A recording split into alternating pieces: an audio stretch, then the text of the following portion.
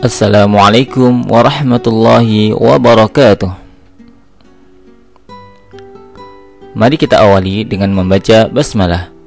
Bismillahirrahmanirrahim. Kali ini kita akan mempelajari tentang jumlah ismiyah. Di kelas 7 kita sudah mempelajarinya secara singkat. Dan di kelas 8 kali ini kita akan mempelajarinya secara lebih mendetail. Pertama, kita review terlebih dahulu materi yang dulu pernah kita pelajari, yakni tentang pembagian kalimat dalam bahasa Arab. Dalam bahasa Arab, kalimat disebut dengan al-jumlah al-mufidah. Al-jumlah al-mufidah.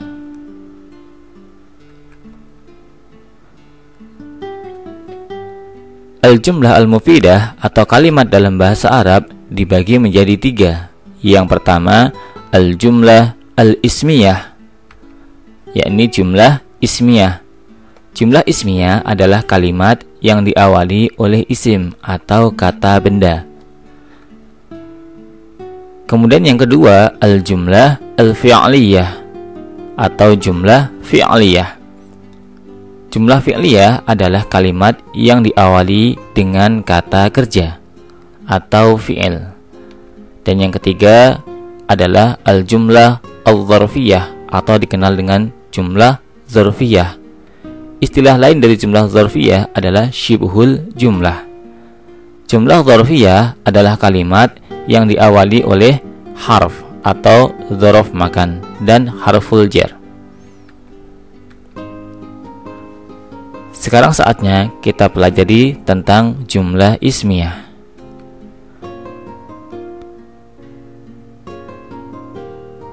Apa itu jumlah ismiyah? Jumlah ismiyah adalah setiap kalimat atau al-jumlah yang diawali kata benda atau isim. Jadi setiap kalimat yang diawali oleh kata benda atau isim disebut dengan jumlah ismiyah. Jumlah ismiyah rumusnya adalah mubtada dan khobar. Kata benda yang pertama disebut dengan mubtada dan yang kedua disebut dengan khobar. Jadi rumusnya jumlah ismiyah diawali oleh mubtada atau subjek dan yang kedua adalah khobarul mubtada atau predikat. Contohnya al-muslimu sholihun. Al-muslimu sholihun. Al-muslimu sebagai mubtada, sholihun sebagai khobar atau menerangkan mubtada. Al-muslimu sholihun. Seorang muslim itu adalah soleh. Soleh ini menerangkan tentang al-muslim atau soleh menerangkan mubtadanya. Sekarang, apa syarat-syarat jumlah ismiyah? Pertama, antara mubtada dan khobar harus sama dalam 5 hal: mufrad, musanna, jama', muzakkar, dan muannas. Maksudnya, apabila mubtadanya mufrad, maka khobarnya juga mufrad. Apabila mubtadanya musanna, maka khobarnya juga musanna. Apabila mubtadanya jama', maka khobarnya juga jama'. Begitu pula apabila mubtadanya muzakkar, khobarnya juga harus muzakkar. Dan apabila mubtadanya muannas, khobarnya juga muannas. Seperti tadi, al-muslimu sholihun. Nah, jika al-muslimunya diganti al-muslimatu, maka khobarnya menjadi sholihatun. Al-muslimatu sholihatun.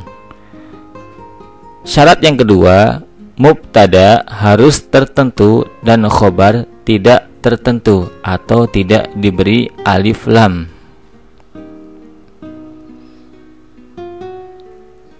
Kata benda atau isim yang mengawali jumlah ismiyah antara lain yang pertama, isim dhohir atau jumlah ismiyah yang diawali isim dhohir. Yang kedua, isim dhamir atau kata ganti orang. Dan yang ketiga, isim isyarah atau kata penunjuk. Perhatikan contoh berikut.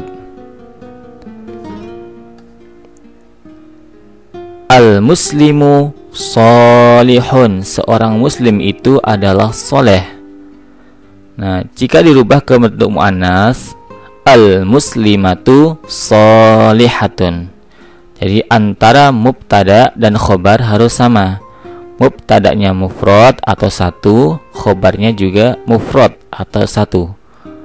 Mubtadanya muannas perempuan, maka khobarnya juga muannas perempuan. Jadi kita ulang sekali lagi, al-muslimu sholihun, al-muslimatu sholihatun. Yang kedua, al-muslimani sholihani. Kalau perempuan, al-muslimatani sholihatani.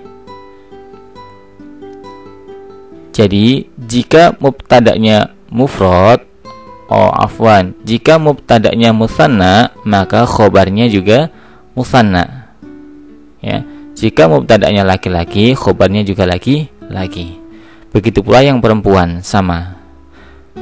Al-muslimani sholihani, kalau perempuannya al-muslimatani sholihatani.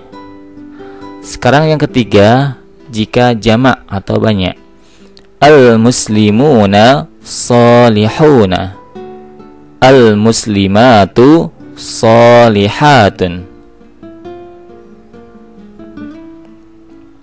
Nah, syarat yang kedua tadi, ingat ya, jika yang pertama mubtada sudah pakai al, dan yang kedua tidak boleh dikasih alif lam.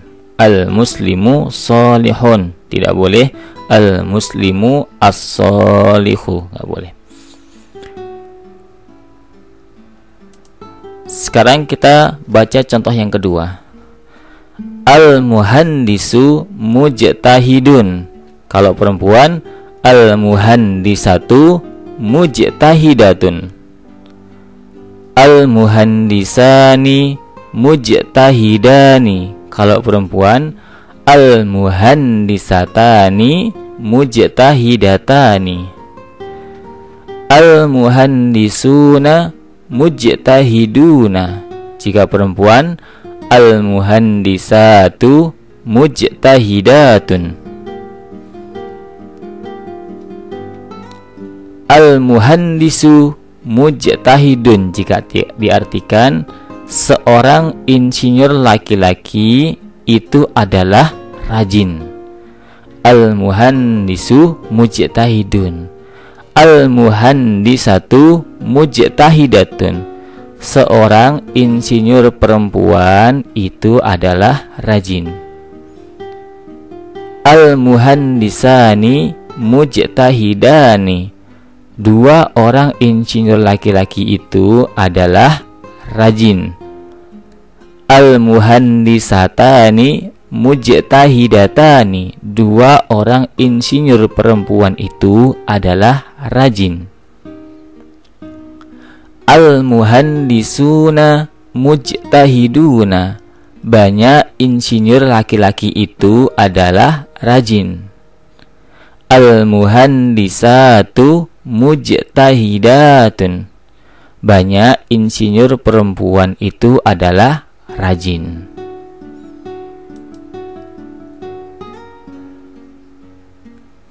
Contoh berikutnya kita baca bersama-sama. Al-muslimu jalasa. Jika perempuan, al-muslimatu jalasat. Al-muslimani jalasa. Jika perempuan, al-muslimatani jalasata. Al-muslimuna jalasu. Al-muslimatu jalasna. Contoh yang ini adalah isim, jumlah ismiyah di awal isim bertemu dengan fi'il. Nanti akan kita bahas pada sesi berikutnya. Contoh berikutnya, jumlah ismiyah diawali isim berupa dhamir, yakni dhamir munfasil. Kita baca bersama-sama. Anta muslimun, perempuan. Anti muslimatun. Antuma muslimani, perempuan. Antuma muslimatani. Antum muslimuna. Antunna muslimatun. Contoh berikutnya, at-tajiru salihun, seorang pedagang itu adalah soleh. At-tajiru salihun, jika perempuan. At-tajiratu salihatun. At-tajirani salihani, dua orang pedagang laki-laki itu adalah soleh. At-tajirani salihani, jika perempuan. At-tajiratani salihatani. At-tajiruna salihuna, banyak pedagang laki-laki itu adalah soleh. At-tajiruna salihuna, jika perempuan. At-tajiratu salihatun.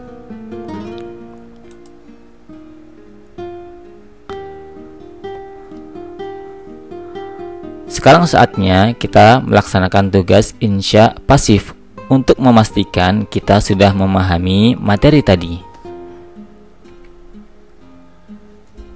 Tugas yang pertama, terjemahkan kalimat berikut ke dalam bahasa Arab dengan mengacu pada rumus dengan memperhatikan mudzakar dan muannasnya. Kalimatnya sebagaimana contoh tadi. Seorang petani laki-laki adalah rajin. Jika dirubah ke perempuan menjadi seorang petani perempuan adalah rajin.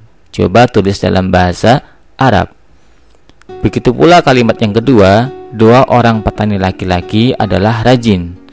Dirubah ke perempuan. Dan banyak petani laki-laki adalah rajin. Dirubah juga ke bentuk perempuan.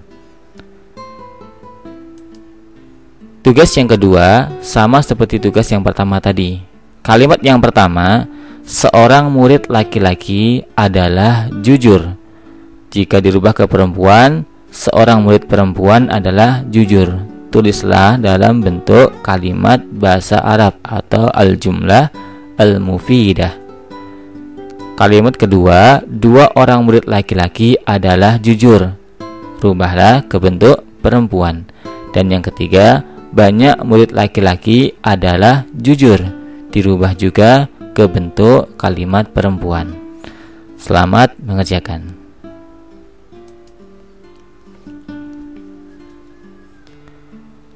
Alhamdulillahirabbil alamin. Wassalamualaikum warahmatullahi wabarakatuh.